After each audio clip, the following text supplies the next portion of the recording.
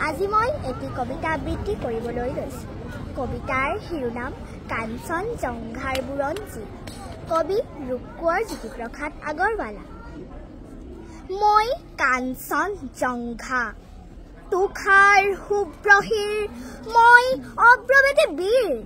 মোৰ জটা ঝৰি ঝৰি, নিজৰি নিজৰি বৈ, নিগৰি নিগৰি অবিৰল কল কল।